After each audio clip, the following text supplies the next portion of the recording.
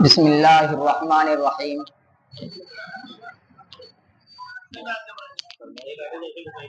الحمد للہ رب العالمین والصلاة والسلام علی رسولہ الکریم اما بعد فاعوذ باللہ من الشیطان الرجیم بسم اللہ الرحمن الرحیم انما یخشی اللہ من عبادہ العلماء ان اللہ عزیز غفور صدق اللہ العلی العظیم۔ اس بزم جنوں کے دیوانے ہر راہ سے پہنچے یزداں تک، اس بزم جنوں کے دیوانے ہر راہ سے پہنچے یزداں تک، ہے عام ہمارے افسانے دیوار چمن سے زندہ تک۔ سو بار سوارا ہے ہم نے اس ملک کے گیسوے برہم کو، سو بار سوارا ہے ہم نے اس ملک کے گیسوے برہم کو، یہ اہل جنوں بتلائیں گے کیا ہم نے دیا ہے عالم کو۔ محترم سامعین، آج میں ان یاران باصفا، شہیدان عشق و وفا،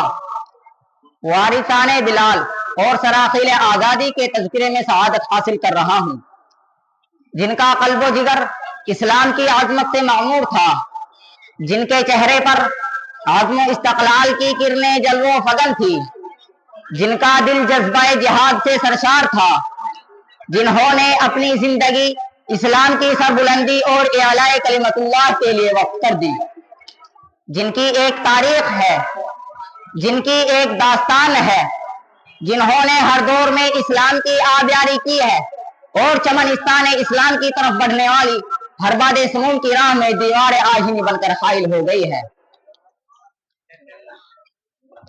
امت مسلمہ کے غیور نوجوانوں،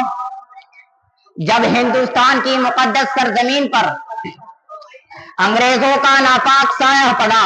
اور وہ اپنی شاطرانہ و عیارانہ چالوں سے یہاں کے مالک بن بیٹھے، جب باشندگان ہند پر طرح طرح کے ظلم و ستم کے پہاڑ توڑے جانے لگے، جب ہندوستانیوں کو غلام بنایا جانے لگا، جب ہندوستانیوں کا خون ان کے پسینوں سے بھی ارزاں ہونے لگا، تو ایسے نازک دور میں سب سے پہلے جس شخص نے علم بغاوت بلند کیا وہ محدث کبیر، امام جلیل، رئیس الاولیاء، فخر چمن، محرم فن، نازش وطن، شاہ عبدالعزیز ابن ولی اللہ محدث دہلوی ہیں۔ یہ وہی مرد مجاہد درویش خدا ہے جس نے وقت سے پہلے مسلمانوں کے نسب العین کا اعلان فرما دیا تھا۔ جہاں تک پہنچنے کے لیے دوسروں کو ابھی برس ہا برس کا انتظار کرنا تھا، شاہ عبدالعزیز کا فتویٰ کیا تھا؟ گویا ایک برات بے اما تھا جو دشمنوں کے تخیل تمنا پہ گر پڑی، انگریزوں کی نیند حرام ہو گئی، جگہ جگہ آزادی کے شعلے بھڑکنے لگے، جگہ جگہ آزادی کے پرچم لہرانے لگے، سینوں میں ولولے مچلنے لگے اور حوصلوں نے انگڑائیاں لینی شروع کر دی۔ مسند درس پر بیٹھ کر قرآن و حدیث کے درس دینے والے علماء کرام، خانقاہوں میں بیٹھ کر اپنے خون جگر سے شمع اسلام میں روشن کرنے والے مشائخ اعظام اپنے مدرسوں اور خانقاہوں کو چھوڑ کر میدان میں آ گئے اور فرنگیوں کے خلاف محاذ بنا کر منزل کی جانب بے سر و سامانی کے عالم میں نکل پڑے، اور میں اکیلا ہی چلا تھا جانب منزل، مگر میں اکیلا ہی چلا تھا جانب منزل، مگر راہ رو آتے گئے کارواں بنتا گیا کہ مصداق بن گئے۔